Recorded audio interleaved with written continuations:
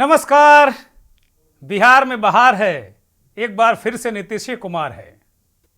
बहार इस बार 17 महीने के बाद बहार भारतीय जनता पार्टी का जो बिहार का खेमा है उसमें लौटी है और दिल्ली वाले खेमे में भी बहार लौट आई है, क्योंकि लोकसभा चुनाव 2019 में बिहार में जेडीयू और बीजेपी के गठबंधन ने वहां पर 40 में 39 लोकसभा सीटें जीती थी। एक सीट कांग्रेस पार्टी को मिली थी, जबकि मुख्य विपक्षी दल उस वक्त रही आरजेडी को कोई भी सीट वहां पर नहीं मिली थी। कोई एक भी लोकसभा सीट वो जीत नहीं पाई थी।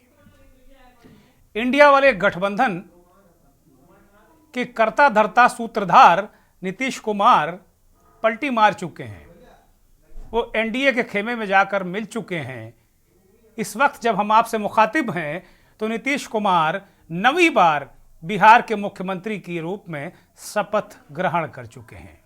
उनके साथ दो नए डिप्टी सीएम सम्राट चौधरी कुशवाहा समाज से आते हैं, ओबीसी चेहरा हैं, आक्रामक चेहरा है ओबीसी का, वो शपथ ले चुके हैं। और विजय कुमार सिन्हा आरएसएस और विद्यार्थी परिषद की राजनीति से निकल कर आए हैं और उनको डिप्टी सीएम की शपथ दिलाई गई है। नीतीश कुमार के अलावा 8 मंत्रियों ने शपथ ली है, जिनमें ये दोनों डिप्टी सीएम भी शामिल हैं। सवाल यही है कि इस बार बीजेपी नेतृत्व ने जैसे भी समझौता किया नीतीश कुमार से, नीतीश कुमार को एक बार फिर से गठबंधन में शामिल किया गया, उसके पीछे जो सबसे बड़ा एक गुणागणित है वो लोकसभा का चुनाव है। मोटे तौर पर ऐसा नजर आ रहा है। तो सवाल आज हम यही उठा रहे हैं कि 24 का खेल नीतीश पास या फेल।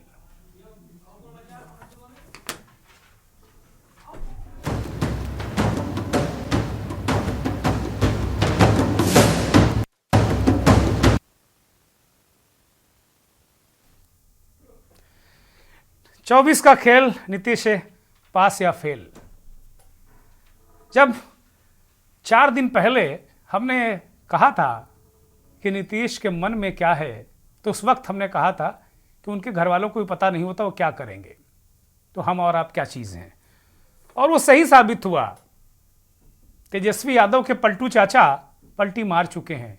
अपने प्रिय भतीजे को एक बार फिर झटका देकर वो वापस एनडीए के खेमे में जा चुके हैं। बहुत कुछ गिनाने को उनके पास है नहीं। नीतीश कुमार ने मोटे तौर पर कहा कि वो उन्हें दिक्कत हो रही थी सरकार चलाने में। पिछले बार भी जब वो एनडीए का खेमा 17 महीने पहले छोड़कर आए थे, तब उन्होंने कहा था कि वहाँ बहुत दिक्कतें थीं। उससे पहले भी जब वो आरजेडी का साथ छोड़कर बीजेपी के साथ गए थे, तब भी उन्होंने कहा था कि बहुत दिक्कतें हैं, बड़ी मुश्किलें हैं। ये बार बार नीतीश कुमार दिक्कतों को सिर पर लेते क्यों हैं और बाद में फिर दिक्कतों का रोना रोकर पाला बदलते हैं। तीसरी बार वो बीजेपी के साथ आरजेडी की दिक्कतें छोड़कर जा चुके हैं। 9वीं बार वो चीफ मिनिस्टर बने हैं, मतलब शपथ ली है। 2000 में सबसे पहले वो मुख्यमंत्री बने थे।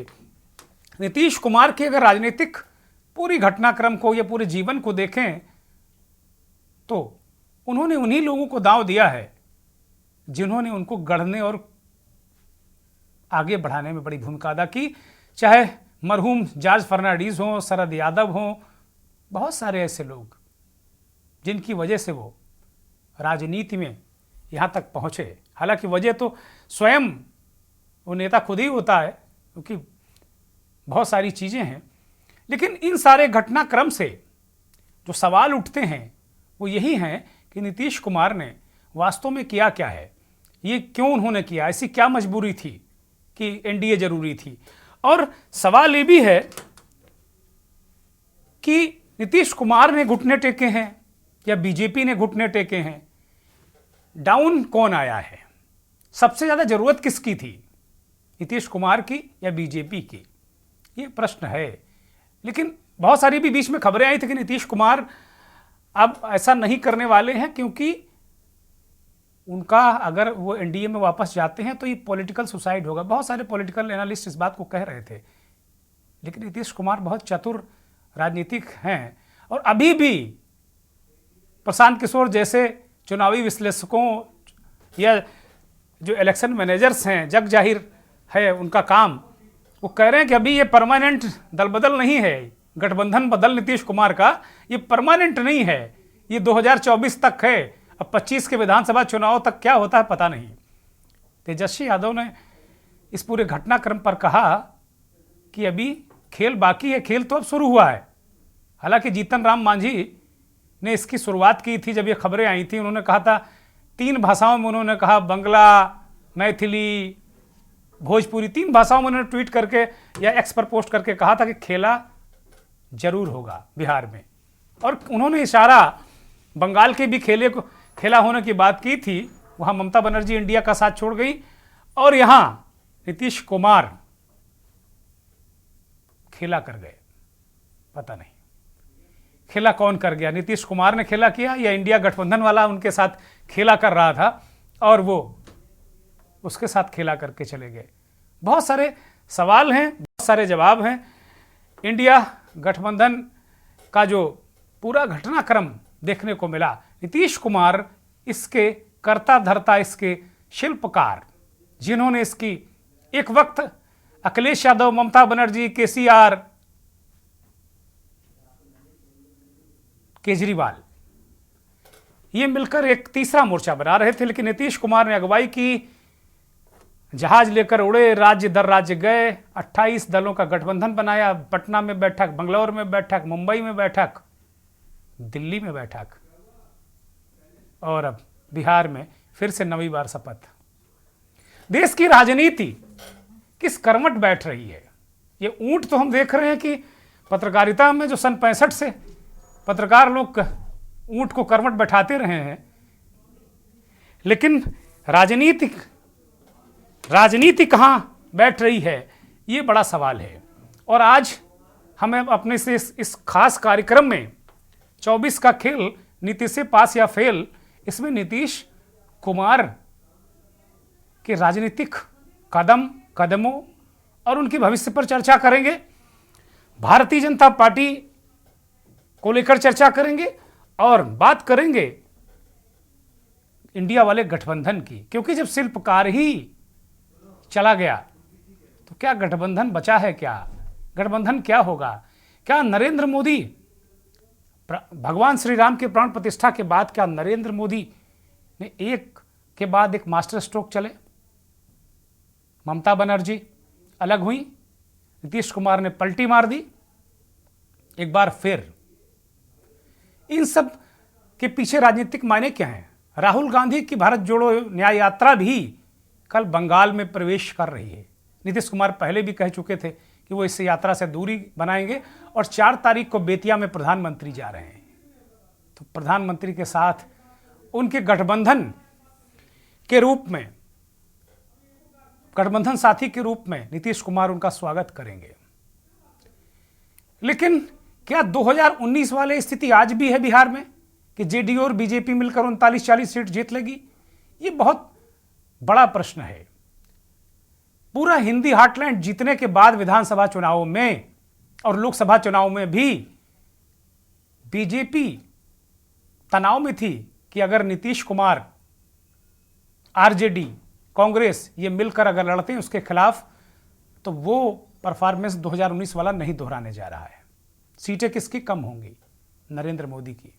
सीटें किसकी कम होंगी? बीजेपी की। महाराष्ट्र में भी आपको ऐसा ही कुछ देखने को मिलेगा। हो सकता है कि शरद पवार ऐलान कर दें कि वो एनडीए के साथ जा रहे हैं, क्योंकि महाराष्ट्र में भी बीजेपी और उनके मौजूदा सहयोगियों की स्थिति, जो रिपोर्ट्स आ रही, सर्वे आ रहे हैं, उसमें ठीक नहीं है। तो इस देश का क्या सिनेरियो बनने जा रहा है, इस पर आज हम इस अपने खास कार्यक्रम में बात करेंगे। हमारे साथ इस देश के जाने माने वरिष्ठ पत्रकार, राजनीतिक विश्लेषक, संपादक केपी मलिक साहब दिल्ली से जुड़े हैं। मलिक साहब, बहुत स्वागत, बहुत धन्यवाद, बहुत आभार आपका। रिजवान खान साहब बीजेपी के वरिष्ठ नेता हमारे साथ जुड़े हैं। और हाशमी साहब वरिष्ठ पत्रकार हमारे साथ फिलहाल जुड़ गए हैं। आप सभी का बहुत स्वागत, बहुत धन्यवाद और बहुत आभार। मलिक साहब से हमारी लगातार इस बीच 2-3 कार्यक्रमों में हमारे साथ मलिक साहब रहे हैं और हम लोग इस बात की चर्चा करते रहे हैं और मलिक साहब का स्पष्ट मानना था कि नीतीश कुमार अगर इस तरह का कोई कदम उठाते हैं तो ये एक तरीके से उनके लिए राजनीतिक आत्महत्या जैसा होगा। राजनीतिक आत्महत्या होगा या नहीं होगा, लेकिन उसके जैसा होगा, ऐसी एक अवधारणा या एक ऐसा विश्लेषण मलिक साहब ने हम लोग के और दर्शकों के सामने उन्होंने रखा था। मलिक साहब, मैं आपके तरफ रुख कर रहा हूं। अब एक बार फिर से नीतीश कुमार पलटी मारकर बीजेपी के साथ हैं। बाहर बिहार में हो ना हो, बाहर बीजेपी में है, बिहार की और दिल्ली दोनों। और नीतीश कुमार आज जो हम लोग देख रहे थे शपथ ग्रहण समारोह, उसमें उनकी शारीरिक भाषा को आज अगर आप ऑब्जर्व करें, देखें, तो वो क्या कहती है और क्या समीकरण नजर आता है, और नीतीश कुमार के इस कदम को मलिक साहब किस तरह आप देख रहे हैं? मैंने 2 दिन पहले आपके चैनल पे ही कहा था कि अगर नीतीश कुमार जी को इस तरह का डिसीजन लेते हैं तो वो उनके लिए राजनीतिक आत्महत्या होगी जी। और मैं इस अपने जो मैंने आपको कहा था उस पर अभी भी कायम हूं जी। आने वाले टाइम में मुझे जो लगता है, जो लोकसभा का चुनाव हमारे सामने है, उसमें कहीं न कहीं इसका फायदा आरजेडी को मिलेगा, इसमें कोई दो राय नहीं है। दूसरी बात, हम यहाँ पे ये कहना चाहते हैं कि ये जो गठबंधन हुआ है नीतीश कुमार और भारतीय जनता पार्टी का, ये पहली बार है कि ये भारतीय जनता पार्टी की तरफ से शाम दाम दंड भेद करके किया गया है और भारतीय जनता पार्टी को नीतीश कुमार से अधिक आवश्यकता थी इस गठबंधन की। क्योंकि आप देखेंगे कि पिछले काफी सालों से भारतीय जनता पार्टी बिहार में सेंध नहीं लगा पा रही है और उसका मैं सबसे बड़ा कारण मानता हूं कि पूरे देश में अगर हम जातिवाद की राजनीति की बात करें तो बिहार में जातिवाद की राजनीति सबसे ज्यादा होती है जी। और जातिवाद से वहां पे कोई भी अलग कुछ जातियों में नीतीश कुमार का बहुत अच्छा वर्चस्व है और यादव में और बाकी कई जातियों में अगर आप यादव और मुस्लिम गठबंधन की बात करें तो उसमें लालू यादव, तेजस्वी यादव बहुत मजबूत हैं। तो ये जो समीकरण, ये जो गठबंधन, ये जो गठजोड़ बना हुआ है, भारतीय जनता पार्टी इसको तोड़ने में बिहार में नाकामयाब रही है। तो इसका सबसे बड़ा कारण यह है कि लोकसभा चुनाव में अगर आपको अधिकतम सीटें जीतनी है बिहार में, तो कहीं ना कहीं आपको 2 जो महत्वपूर्ण दल हैं उसमें आरजेडी है और नीतीश कुमार की पार्टी है, तो इसमें से एक दल को आपको अपने साथ लेना ही होगा। तो भारतीय जनता पार्टी को पता है कि आरजेडी को तो वो किसी कीमत पे तोड़ नहीं पा रही है, कोशिश कर रही है कि लालू को जेल भेजो, उनको बाकी जो परिवार के सदस्य हैं उनको ईडी सीबीआई के नोटिस भेजो, जो भी शाम दाम दंड भेद था वो तो छोड़ दीजिए उसको। तो सेकंड बचते हैं नीतीश कुमार। नीतीश कुमार को कैसे लिया जाए? तो यहाँ पे दिल्ली में नीतीश कुमार की पार्टी के जो सांसद हैं, उन अधिकतम सांसदों की राय ये थी कि इसका फायदा हमें भी दिखता है कि अगर हम भारतीय जनता पार्टी के साथ मिलकर लड़ते हैं तो हमारी जीत निश्चित होती है जी। और अगर हम अलग लड़ते हैं तो फिर जीतने के चांस बहुत कम हो जाते हैं। तो इसमें भारतीय जनता पार्टी और नीतीश कुमार के जो सांसद थे उनके दबाव में कहीं ना कहीं नीतीश कुमार आए और नीतीश कुमार को एक आशंका ये भी हो गई थी कि अगर आप लल्लन सिंह वाला प्रकरण देखें पिछले दिनों का, कि कहीं ऐसा ना हो कि पार्टी टूट जाए। और ये जो आशंका है ये भी खत्म नहीं हुई है। अगर ये आशंका सर, पिछली बार तो बीजेपी से डर कर आ गए थे कि उसने शिवसेना तोड़ दी, जेडीयू तोड़ देगी। ये आशंका पिछली बार बीजेपी से थी जब वो आरजेडी में आए थे, साथ में आए थे। हाँ, अभी ये आशंका आरजेडी की तरफ से की जा रही है कि पटना में कहीं ऐसा ना हो, क्योंकि आप इस बात को भी नहीं नकारेंगे कि लालू यादव भी राजनीति के मजे हुए खिलाड़ी हैं और बिहार की राजनीति को वो भली भांति जानते हैं। मैं नहीं मानता कि लालू यादव को कोई राजनीति में छह मात का खेल में अगर करें तो उनको कोई पछाड़ देगा। तो लालू यादव अगर कहीं ना कहीं कोशिश कर रहे हैं, अभी उन्होंने उस लेवल पे जाके कोशिश की है कि नहीं की है, अगर नीतीश कुमार के विधायक टूट जाते हैं तो ये कोई बहुत बड़ी इसको मैं आश्चर्य मत समझना आप, क्योंकि इसकी भी एक आशंका बिहार के कुछ लोग जता रहे हैं, अगर हम वहां बात करें कि इस तरह की भी घटना बिहार में देखने को मिल सकती है। दूसरी बात मैं अंत में ये कहना चाहता हूं कि जो हम दावा कर रहे थे कि नीतीश कुमार जी सुसाइडल फैसला ले सकते जी। हैं, वो उन्होंने फैसला लिया है। इसमें कोई दो राय नहीं है कि भारत में नीतीश कुमार की छवि धूमिल हुई है। जिस प्रकार से अगर आप देखेंगे पिछले 7 महीनों से लगातार उन्होंने इंडिया गठबंधन बनाने में उनकी महत्वपूर्ण भूमिका थी, और एक हिसाब से देखें कि इस युद्ध की तैयारी थी, इस युद्ध में वो खुद सेनापति थे। और अगर आप देखें कि सेनापति मैदान छोड़ के भाग गया तो उस गठबंधन का कोई फायदा नहीं है। जिस प्रकार से लगातार हम महागठबंधन में चीजें देख रहे हैं, नीतीश कुमार के जाने के बाद में गठबंधन बहुत कमजोर है। आप ममता बनर्जी को देख सकते हैं, आप अखिलेश यादव का नजरिया देख सकते हैं, आप शरद पवार का नजरिया देख सकते हैं, आप अरविंद केजरीवाल का नजरिया देख सकते हैं। तो इससे मुझे लगता है कि नीतीश कुमार के जाने से भारतीय जनता पार्टी को यह भी फायदा हुआ है कि उन्होंने एक तीर से कई निशाने साधे, गठबंधन को बहुत कमजोर कर दिया है। जी दुर्गेश जी। जी, बड़ी महत्वपूर्ण बातें मलिक साहब ने रखी। इस बीच एक और मेहमान हमारे साथ जुड़े हैं, शैलेश सिंह। उनके पास भी जाएंगे, कांग्रेस के नेता हैं, लेकिन एक ब्रेक छोटा सा ले लेते हैं, उसके बाद इस बहस को जारी रखेंगे। 24 का खेल, नीतीश पास या फेल, बड़ा सवाल है। और एक और सवाल जो पूरे देश के उन मतदाताओं के सामने भी है कि वो भरोसा किस पर करें, किनकी बात पर भरोसा करें। वो उन लोगों की बात पर कि जिनकी बात का कोई यकीन नहीं, और कमोबेश आजकल ज्यादातर राजनीतिक दलों का यही हाल हो गया है। वो कहते कुछ हैं, करते कुछ हैं, पता नहीं ये कौन सी राजनीति है। और इसका सूत्रपात नहीं, अभी परवान चढ़ चुकी है, कुछ भी असंभव नहीं। और अब तो ज्यादातर लोग ये कहने लगे कि राजनीति में कुछ भी असंभव नहीं, कोई किसी के साथ जा सकता है। जो कल तक नीतीश कुमार ही कह रहे थे कि प्राण निकल जाए लेकिन कभी भी एनडीए और बीजेपी के साथ नहीं जाएंगे, मरना पसंद करेंगे, आ गए वो। बीजेपी कहती थी, अमित शाह जी ने मंच से कहा था कि नीतीश कुमार के लिए दरवाजे बंद, अब कभी नहीं, भूतो ना भविष्य तो।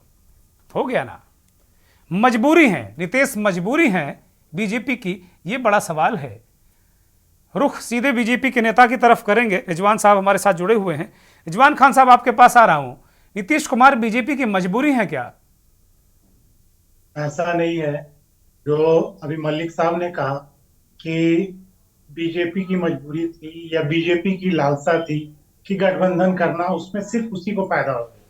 तो ऐसा नहीं है, नीतीश कुमार जी की भी और सोच थी और उनकी भी जरूरत थी कि बीजेपी के साथ गठबंधन बनाकर सरकार चलाएं, क्योंकि उनको असुविधा का सामना हो रहा था। और फ्यूचर देखने के बाद ये समझ में आ रहा था कि फ्यूचर में इस गठबंधन से आरजेडी के साथ हमको ना जदयू को फायदा है, ना कुछ आने वाला समय। रिजवान साहब, नीतीश कुमार क्या 5 साल का बच्चा है क्या? वो हर बार उनसे चूक हो जाती है क्या? कि कभी आपको कहते हैं कि आपके साथ सरकार में दिक्कत आ रही, आप उनकी पार्टी तोड़ दोगे और कूद कर इधर आ जाते हैं। अब इधर उनको लग रहा तेजस्वी यादव कुछ कर देंगे तो कूद कर फिर चले गए। राजनीति मजाक हो गई है क्या? उसमें आपकी पार्टी भी शामिल है। नहीं, कोई भी राजनीतिक दल है, वो आने वाला भारतीय जनता पार्टी या एनडीए, आज एनडीए और इंडिया गठबंधन के बीच में जो चल रहा है, जो रस्साकसी 2024 के चुनाव पे, हम लोग उसी के हिसाब से जो भी अभी की गठबंधन बन रहे हैं, जो प्री अलायंस हो रहे हैं, चुनाव से पूर्व जो गठबंधन बनाया जा रहा है, तोड़ा जा रहा है, तो उसको दरमियान उसको रखते हुए, तो उसके हिसाब से नीतीश कुमार इंडिया गठबंधन के सेनापति थे। जैसा मलिक साहब ने कहा कि सेनापति थे और उनका एक बहुत महत्वपूर्ण भूमिका था, लेकिन उनको अपना भविष्य उसमें नजर नहीं आया, वो पीछे आ गए। और आने वाला समय उनको भी ये समझ में आ गया कि आने वाला समय में भी एनडीए और भारतीय जनता पार्टी की सरकार बनने वाली है। इस पे इंडिया गठबंधन कहीं भी स्टैंड नहीं हो पा रहा है।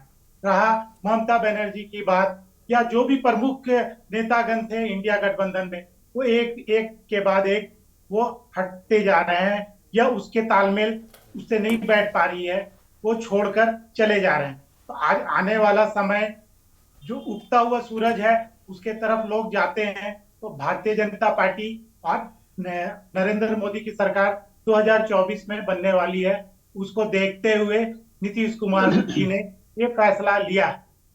ठीक बात है। शैलेश सिंह के पास आ रहा हूँ, बहुत मुस्कुरा रहे हैं। अच्छा, कांग्रेस की आजकल फितरत हो गई है कि सब कुछ लुटा के भी मुस्कुराते रहते हैं। बड़ा दिल है भाई आप लोगों का, गजब है। मतलब मैं आपको प्रणाम करता हूं कि सब कुछ लुटने के बाद भी आप लोग मुस्कुराते हैं, बड़ा खुश नजर आते हैं। लगातार चुनाव हारते हैं, उसके बाद मुस्कुराते नजर आते हैं। आपका सेनापति भाग जाता है दूसरे गठबंधन में, आपकी पूरी सेना को लावारिस छोड़कर, और उसके बाद भी आप प्रसन्न हैं। शैलेश सिंह, क्या क्या समझ के आपने गठबंधन बनाया था, और आप लोगों ने क्यों इतनी देर कर दी नीतीश कुमार की ताजपोशी के करने में? वो यही तो चाह रहे थे ना कि संयोजक बना दो, और प्रधानमंत्री चेहरा के लिए वो डिजर्व करते थे। आप लोगों ने दांव दिया उनके साथ, वो आपको दांव देकर चले गए। शैलेश सिंह बोलिए। देखिए देखिए नीतीश कुमार जी इस संगठन के संयोजक थे, कर्ता धर्ता थे। उन्होंने ही एकजुटता, इंडिया गठबंधन का एकजुटता किया था। सूत्रधार तो नीतीश कुमार खुद थे। अरे संयोजक कहां बनाया आपने? यही तो दर्द था। संयोजक थोड़ी बनाया आपने, सूत्रधार थे, संयोजक बनाए नहीं आपने। नहीं, नीतीश कुमार जी ने इस बात से साफ इनकार कर दिया कि मैं संयोजक नहीं बनूंगा, कांग्रेस से एक चेहरा हो जो इसका संयोजक बने, ये नीतीश कुमार जी ने खुद कहा। और बाद में जाकर के उनको लग रहा था कि भाई इंडिया गठबंधन प्रधानमंत्री का चेहरा उन्हें घोषित करे। और राहुल गांधी जब चले गए, उनकी सदस्यता रद्द हो गई, तो उन्हें ये दिखने लगा कि मैं प्रधानमंत्री का कैंडिडेट हूं। और जब उनकी सदस्यता बहाल हो गई तो फिर उन्हें यह महसूस होने लग गया कि मैं प्रधानमंत्री का कैंडिडेट नहीं बन सकता हूं। आज जब राम मंदिर का उद्घाटन होने के बाद परिस्थितियां बदलती दिखाई दी, तो नीतीश कुमार तुरंत पाला बदल गए और पलटू राम फिर अपनी जो पुरानी छवि थी उसको दिखाते हुए रह गए। और वो भी उसी तरह का जुमला बोलने लगे जिस तरह का मोदी जी जुमला बोलते हैं। भाई मरते मर जाएंगे उन्होंने कहा था, और कि बीजेपी में नहीं जाएंगे, उनके गठबंधन एनडीए गठबंधन में नहीं जाएंगे, मगर फिर मौका देखे और तुरंत वो इस बात को पलट गए। तो ये नीतीश कुमार की फितरत रही है। नीतीश कुमार को प्रधानमंत्री चेहरा हम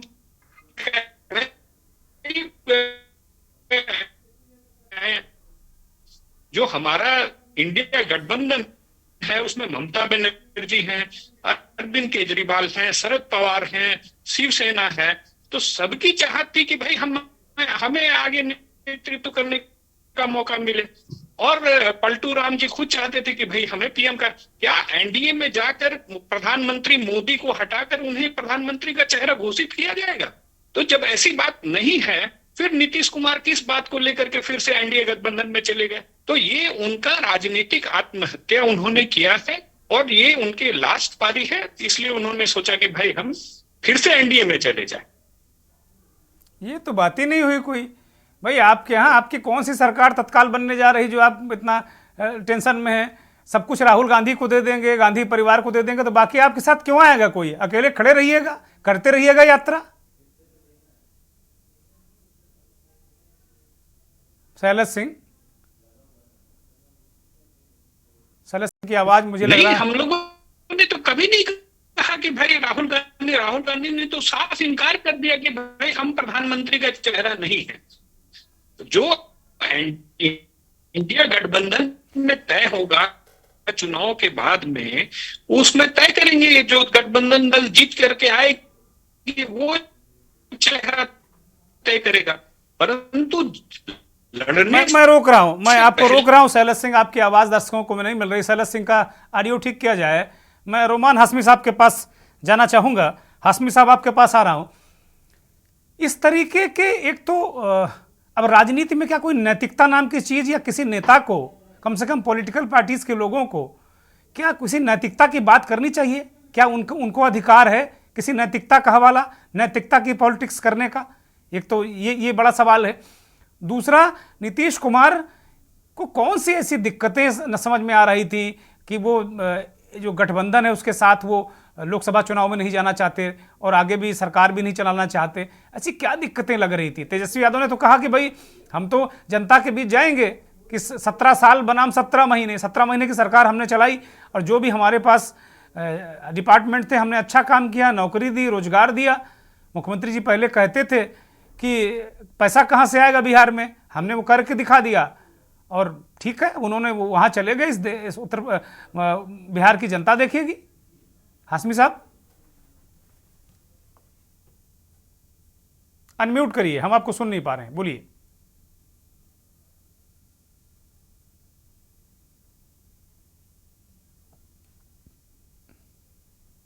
आवाज आ रही है? हाँ अब आ रही, बोलिए। जी, मैं ये कह रहा था कि आपने जो पहला सवाल किया कि सियासत जो है, राजनीति ऐसी जो है क्यों हो गई है इस तरह की, तो ये ओल्ड ओल्ड सेइंग है कि everything is fair in love and war. War means the politics leads to the war. ये कॉन्स्टिट्यूशनल जो राजनीतिक लड़ाई चल रही हाशमी है। साहब अब इतना भी एवरीथिंग नहीं ठीक है भाई। फिर इन नेताओं को कदापि हक नहीं है किसी नैतिकता की बात करने का। नैतिकता शब्द इनको अपनी डिक्शनरी से निकाल देना चाहिए भाई। यस, ये प्यार मोहब्बत थोड़ी, राजनीति बड़ी सीरियस मसला है जी। ये बिल्कुल सीरियस मसला है। ये 9वीं बार उन्होंने शपथ किया है और एक भी इत्तेफाक है, कोइंसिडेंट है कि 9वीं बार उन्होंने पाले बदले हैं। जब जनता दल छोड़ करके उन्होंने समता बनाया फर्स्ट टाइम, उससे लेके ये 9 टाइम्स उनका ये चेंजिंग रहा और 9वीं बार वो सीएम का भी उन्होंने ओथ लिया है। देखिए ऐसा है कि बीजेपी राम मंदिर का इवेंट इतने बड़े पैमाने पर बीजेपी ने किया और बीजेपी को इससे उम्मीद है कि इसका वो माइलेज पॉलिटिकल उठाएंगे आने वाले 2024 के इलेक्शन में। लेकिन जो माइलेज राम जन्मभूमि को, राम मंदिर को लेकर के बीजेपी को मिलना था, वो बीजेपी उठा चुकी है। बिहार लंबे समय से बीजेपी कोशिश कर रही है बिहार को साधने का। बिहार के साथ जो पॉलिटिकल पृष्ठभूमि है वो ये है कि बिहार लंबे समय से सामाजिक जो समाजवादी आंदोलन और साम्यवादी मजदूर आंदोलन का केंद्र बिहार रहा है। कर्पूरी ठाकुर जो एक पुरोधा रहे हैं, जननायक कहलाते समाजवादी वेटरन चैंपियन रहे हैं, जिनके समाजवादी जिनके आंदोलन से निकले हैं, जिनके शिष्य रहे होने का दावा करते हैं लालू प्रसाद यादव भी और नीतीश कुमार भी। वो भी पहली बार जब जीत के आए थे 1951 में, वो बिहार किसान समिति एक साम्यवादी संगठन था, उससे वो जीत के आए थे। तो इस वजह कर वहां पे जुस्ता से ध्रुवीकरण हो गया उत्तर प्रदेश में या गुजरात लिबर्टी बन गया, वो बिहार में नहीं हो पा रहा है। इस वजह कर अमित शाह ने कहा था 5 साल पहले कि बिहार में 3 शक्ति का केंद्र है, एक जिधर जाएगा सरकार उसकी बनेगी। परसेंटेज जो है, वोट परसेंटेज जो बीजेपी का है वो 21-22% के करीब है बिहार में। नीतीश कुमार जिधर भी जाते हैं वो 16% वोट उनका इंटैक्ट है, वो 16% लेके स्विच ओवर कर जाते हैं। लेकिन इस बार ऐसा लगता है कि आने वाले चुनाव में ये 16% वोट एनडीए के साथ मिलकर के बीजेपी को और अपने खाते में स्विच करवाने में वो नाकाम साबित होंगे, क्योंकि एक शक्ति ग्राउंड स्तर पे बड़ी जल्दबाजी नहीं होगी रिजवान हाशमी साहब, बड़ी जल्दबाजी नहीं होगी ये विश्लेषण करना कि ऐसा नहीं हो पाएगा? नहीं, उसकी वजह भी है। वजह यह है कि प्रशांत किशोर भी एक शक्ति के तौर पर उभर रहे हैं। जो उनकी स्वराज पार्टी जो है वो पैदल यात्रा लगातार कर रहे हैं। ये उसी तरह से कर रहे हैं जो किसी जमाने में BS4 बना के काशीराम उत्तर प्रदेश में कर रहे थे, तो उनके ताकत को नजरअंदाज किया जा रहा था, क्योंकि वो पब्लिसिटी से, पैसे से, इनसे दूर था। वो धरातल ग्राउंड स्तर पे साइकिल लेके घूम रहे थे। वो आज वो पैदल घूम रहे प्रशांत किशोर भी। अब प्रशांत किशोर का जो वोट बैंक जो तैयार हो रहा है वो जातीय आधार पर तैयार नहीं हो रहा है। वो बिहार की अस्मिता, बिहार की बेरोजगारी, बिहार के पिछड़ेपन और बिहार में जातीय ध्रुवीकरण की राजनीति या धार्मिक राजनीति है, उसके विरोध में वो वोट बैंक उनका तैयार हो रहा है प्रशांत किशोर का। और ये जो फॉरवर्ड अगली जाति की जो वोट है 15% जो बीजेपी के साथ अमूमन रहता है, वो वोट में सिंधमारी करेंगे इस बार प्रशांत किशोर। और जो आरजेडी का जो वोट बैंक है माई समीकरण के साथ, जो अति पिछड़ा जो वोट है नीतीश कुमार का 16%, इसमें भी आप देखेंगे कि इसमें भी वो 16% का 16% वोट नहीं जाएगा। निचले स्तर पे लोगों में इस तरह की राजनीति को लेकर के कि वो जो आपने सवाल किया था क्या बच्चा है, मतलब वो बच्चों वाली एक कहावत है कि नन्हे नादान तेरी दोस्ती क्या, कभी हंस के मिले कभी हो गए जुदा। तो इस तरह की राजनीति लगातार जो नीतीश कुमार चल रही है, ये ये अनकंफर्ट लेवल जो है क्रिएट कर रहा है। उनके जो विधायक हैं 42 विधायक और जो उनके समर्थक है काडर है, उनको मगर मजबूरी है, वो बोल नहीं रहे हैं। लेकिन जनता के पास, वोटर के पास मजबूरी नहीं होती है। वोटर जो है इस राजनीति को खत्म करने के लिए वो अपना फैसला देगी। रही बात 272 का जो एनडीए का, हाशमी साहब, अभी बीजेपी के नेता रिजवान खान साहब कह रहे थे कि उनके सांसदों को लगा कि नहीं, हम बीजेपी के बिना नहीं जीत पाएंगे, और इसलिए उन्होंने ऐसा निर्णय सांसदों के दबाव में ले लिया। उनको लग रहा था बीजेपी के साथ ज़्यादा कंफर्टेबल हो जाएंगे। मुझे लगता है कि आरजेडी और जेडीयू का जो वोट बैंक अगर वो एक साथ आता है तो ज़्यादा नीतीश कुमार को माइलेज मिलेगा बनस्पत इसके कि वो बीजेपी के साथ जाएं। तो ये दबाव में, किसके दबाव में उन्होंने ले लिया, ये बड़ा सवाल है। और घुटने किसने टेके? अभी जैसे मलिक साहब ने कहा कि पहली दफा बीजेपी ने अप्रोच किया कि आप हमारे साथ आ जाओ। मुझे इस बात में इसलिए दम लग रहा है क्योंकि बीजेपी जितना कुछ अधिकतम जीतना था वो 2019 में जीत चुकी है। बिहार में 40 में 39, उत्तर प्रदेश में 63 और 2 उनकी 65, राजस्थान पूरा का पूरा, मध्य प्रदेश में 1 सीट छोड़ के बाकी सब, छत्तीसगढ़ सब, गुजरात पूरा। तो ये तो अब जीत चुके, अब सीटें थोड़ी बढ़ जाएंगी, सीटें तो उतनी ही जितनी जीत चुके। अगर कहीं ना कहीं कुछ घटेगा तो घटेगा ना। नहीं, 2019 में तो नीतीश कुमार भी तो साथ में थे। हाँ, इसीलिए कह रहा हूं कि नीतीश कुमार और बीजेपी ने मिलकर 39 सीट जीती थी। वो मुझे लगता है उसी करिश्मे की उम्मीद बीजेपी भी कर रही है और नीतीश कुमार को भी लग रहा है कि वही करिश्मा होने वाला है। बिल्कुल आप बात सही कर रहे हैं, नीतीश कुमार यही सोच के गए हैं। लेकिन जो 16% वोट है नीतीश कुमार का, आप देखिएगा आरजेडी या इंडिया गठबंधन से नुमारी कर लेगी। दूसरी बात, इंडिया गठबंधन कोई टूटने नहीं जा रहा है, नीतीश कुमार उससे अलग हुए हैं। ममता बनर्जी का बयान आया है, ममता बनर्जी ने कहा कि उन्होंने बड़ा तगड़ा हमला भी बोला है नीतीश कुमार को लेकर के, और साथ में यह भी कहा है कि इंडिया गठबंधन इंटैक्ट है। उसी तरह से हड़बड़ी में कल देखिए अखिलेश यादव, उन्होंने 11 सीट देने का ऐलान कर दिया कांग्रेस को, और यह कहा कि इंडिया गठबंधन इंटैक्ट है, एक है। तो ये उतना आसान एनडीए की इलेक्शन जो है नीतीश कुमार को लेने के बावजूद जो है ये उतनी जगह आसान नहीं रहेगी, क्योंकि जो सीट 272 का जो आंकड़ा है, ये आंकड़ा जो है ये डाउन होगा 2024 के चुनाव में। इसलिए भी नहीं, उनके पास अभी 303 सीटें हैं और वो 450 की बात कर रहे हैं। रिजवान साहब, हाशमी साहब जी, वो कह रहे हैं कि भाई अभी 303 सीटें हैं उनके पास, वो 400 पार की बात कर रहे हैं ना। 200 सिंगल, शशि थरूर ने जो कहा था सिंगल लार्जेस्ट पार्टी बीजेपी रहेगी, और वही होगा 2024 के चुनाव में, क्योंकि मध्य प्रदेश में और राजस्थान में जिस तरह से सत्ता मुख्यमंत्री मनोनीत हुए हैं, जिस तरह से साइडलाइन किया वसुंधरा राजे को, वहां भी राजपूत बिरादरी मध्य प्रदेश में, राजस्थान में मीना बिरादरी, ये बीजेपी से तो उन्होंने बना दिया ना, दोनों डिप्टी सीएम बना दिए, उनका फार्मूला अचूक है। यहां भी उन्होंने दो, देखिए बिहार की हम फिलहाल अभी आज बात कर रहे हैं। बिहार में जैसे उन्होंने सम्राट चौधरी को, जेडीयू और आरजेडी दोनों में रहे सम्राट चौधरी, 6 साल पहले वो बीजेपी में आते हैं 2017 में, और आज डिप्टी सीएम की शपथ दिलवा देते हैं। भगवा साफा पहन के उनको कहा जाता है कि बिहार के योगी हैं, वो प्रमोट किया, युवा चेहरा है डिप्टी सीएम। विजय कुमार सिन्हा, जिनका नीतीश कुमार से बहुत भयानक विवाद विधानसभा के अंदर हुआ जब वो विधानसभा अध्यक्ष थे विजय कुमार सिन्हा, उनको भी डिप्टी सीएम बना दिया। तो बीजेपी ने, आपको लगता नहीं कि नीतीश को घेरने की भी कोशिश की है? दो ऐसे लोग, सम्राट चौधरी और विजय सिन्हा को दाएं बाएं रखकर।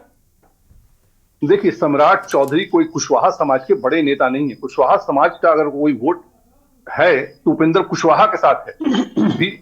उपेंद्र कुशवाहा भी एनडीए में है ना, उपेंद्र कुशवाहा भी साथ में, दिक्कत क्या है? चिराग पासवान को भी आज चार्टर्ड प्लेन से नड्डा साहब लेकर आए, नड्डा साहब चार्टर्ड प्लेन से लेकर आए। चिराग का कोई विधायक नहीं है। कुशवाहा साहब कहीं रैली में जा रहे थे, उनको फोन किया कि आ जाओ भाई, शपथ ग्रहण में चलना है। तो बीजेपी सभी को साध रही है। लोजपा जो तो पशुपतिनाथ और चिराग पासवान पहले आपस में तो निपट ले, इनमें आपस में नहीं, आज कुछ हो दोनों रखा थे है। वहां, तो वो निपट चुके हैं। अरे बॉस, कहाँ आप देखिएगा लगातार दावा ठोकते हैं चिराग पासवान के हाजीपुर हमारा है, हाजीपुर से हम चुनाव लड़ेंगे हम। ये तो चल ही चलिए, रहा है दावों ना। की बात है। दोनों में आपने ऐसा जी हाशमी साहब कंप्लीट ऐसा करिए, फिर फोटो मैं सेशन तो मलिक साहब के पास जाऊंगा, बोलिए। ऐसा फोटो सेशन तो आपने देखा नहीं जिसमें पशुपतिनाथ चचा भतीजा गले मिल रहे हैं। जिस तरह से उछाल दिया था पंजाब में नरेंद्र मोदी ने नीतीश कुमार का हाथ पकड़ के यूं कर दिया तो खेला हो गया था, फिर नीतीश कुमार चले गए थे एनडीए के साथ। वैसी कोई तस्वीर तो पशुपति और चिराग पासवान चचा भतीजा की आई नहीं, से संदेश जाए उनके वोटरों के बीच में। वो अपना दावा हाजीपुर में अपना दावा कर रहे हैं। देखिए, नीतीश कुमार के साथ मजबूरी क्या थी ये समझिए कि वो क्यों गए इंडिया के साथ, एनडीए गठबंधन के साथ। 3 चीजें केंद्र सरकार अपना रही है। एक, सत्ता का दबाव, तो सत्ता में तो ऑलरेडी नीतीश कुमार थे। दूसरा है ईडी एजेंसियां, सरकारी एजेंसियां, तो इनके ये ईमानदार की जो छवि है, ईमानदारी की जो छवि है, वो ईडी के पकड़ में नहीं आ रहे थे। तीसरा बचता है गवर्नर हाउस, तो गवर्नर हाउस से भी कोई खेल नहीं हो रहा था। तो 3 का कोई दबाव नहीं था नीतीश पे, तो नीतीश क्यों गए? जो तेजस्वी ने बयान दिया है कि कुछ ऐसी परेशानी थी, ऐसा संकट था जो उनके नियंत्रण में नहीं था, इसलिए वहां उधर गए हैं। वो कोई राजनीतिक मामला नहीं है, कुछ निजी प्रॉब्लम ऐसा लग रहा है, दबाव है, जिस वजह कर नीतीश कुमार को एनडीए में जाना पड़ा है। क्योंकि ये बड़ा ही, जैसा मलिक सर ने बताया कि ये एक सुसाइडल स्टेप है नीतीश कुमार का एनडीए के साथ जाना।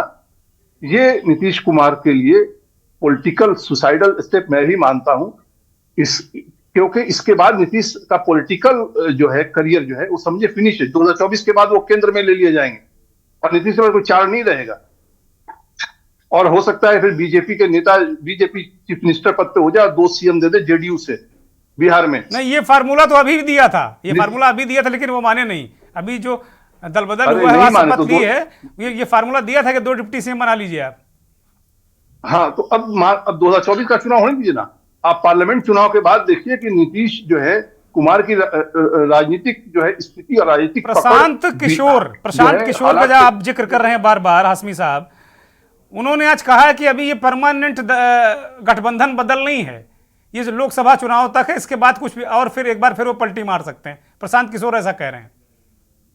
जी बिल्कुल, उन्होंने बात सही कही है। प्रशांत किशोर ने यह भी साथ में कहा है कि अगर 5 सीट से, अगर 2024 के चुनाव में जेडीयू को 5 सीट से ऊपर आ गया तो वो माफी मांगेंगे जनता से, या फिर वो संन्यास ले लेंगे राजनीतिक जीवन से।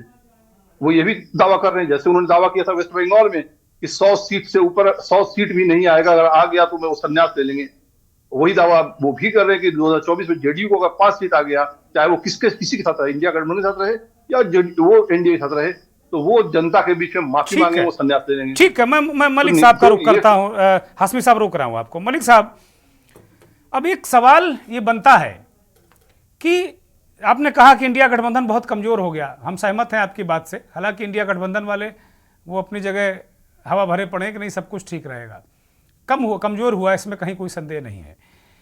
लेकिन अब 2024 के चुनाव के परिदृश्य को आप कैसे देख रहे हैं? नरेंद्र मोदी के खिलाफ कुछ अवरोध है या पूरा मैदान खाली, अब की बार 400 पार?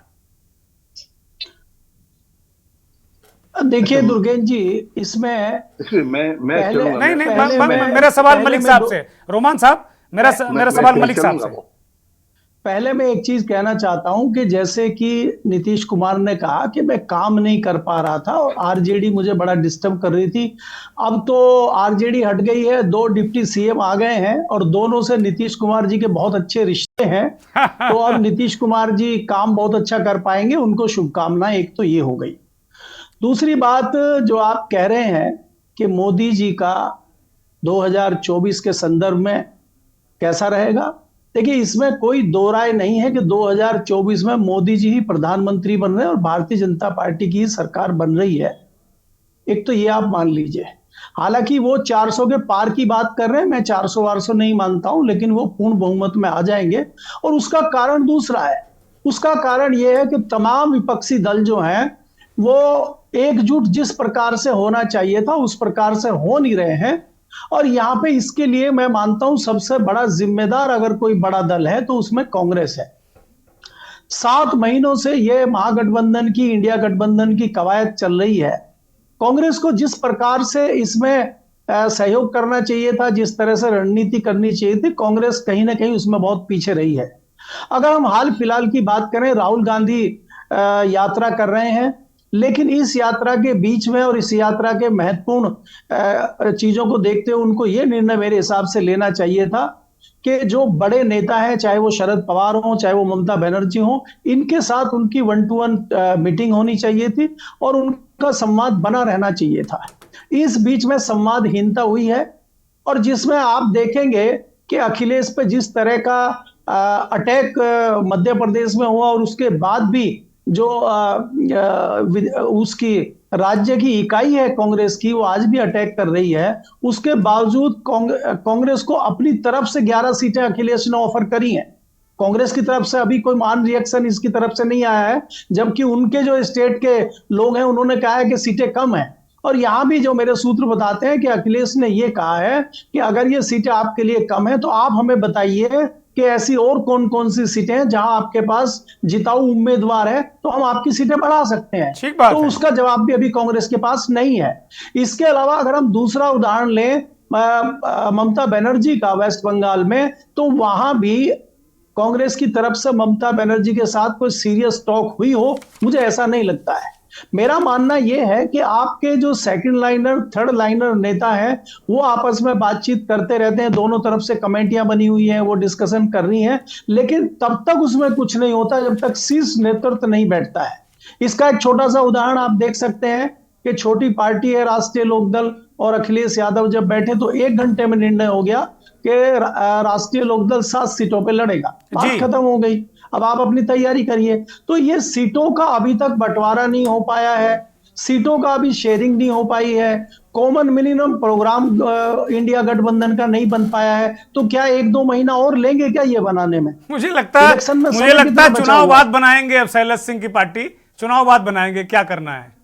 दुर्गेन जी, एक और महत्वपूर्ण बात मैं बताता हूं। जो भारतीय जनता पार्टी की तैयारी है, राम मंदिर तो छोड़ दीजिए आप, इसके अलावा जो शाम दाम दंड भेद की बात हम भारतीय जनता पार्टी की करते हैं, उसमें उनका इंटरनली जो फॉर्मूला है उसमें यह है कि 1 लाख वोट पर लोकसभा सीट पे हमें मैनेज करना है, चाहे हम उनको काटें, चाहे हम नहीं अपनी वोट बनाएं। वो उस पे 8 महीने से भारतीय जनता पार्टी के कार्यकर्ता लगे हुए हैं और विपक्षी दल अभी सीट ही ढूंढ रहे हैं कहां पे है। उनको पता ही नहीं है कि यहाँ पे हमारी पार्टी लड़ेगी या दूसरी पार्टी लड़ेगी, कौन उम्मीदवार होगा कुछ पता ही नहीं है, ये उसी में उलझे हुए हैं। तो उसका मुकाबला आप कैसे करें, तो ये भी देखना होगा।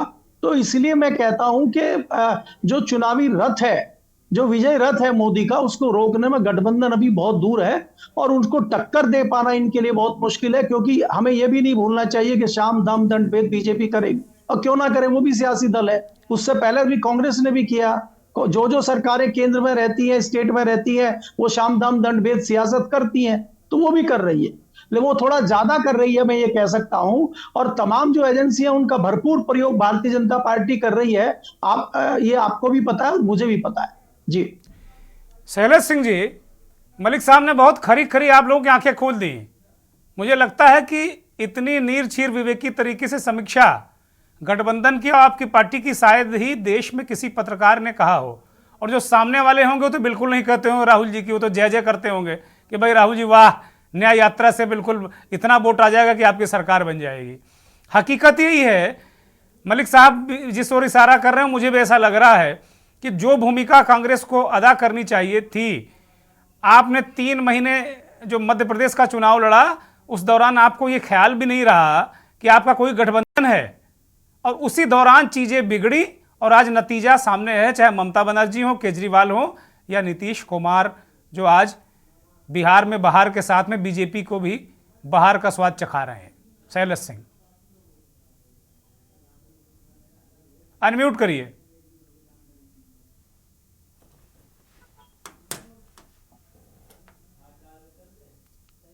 आपकी आवाज नहीं मिल रही। दुर्गेंद्र जी, मैं मल्लिक साहब के कुछ बात से तो बहुत ही सहमत हूं, मगर सारी बातों से सहमति नहीं है। नीतीश कुमार के जाने से आज इंडिया गठबंधन के बाकी दल जो एक तानाशाह का विरोध करने के लिए पुरजोर तरीके से एकजुट हुए हैं, उनमें और जाके तत्परता आ गई है।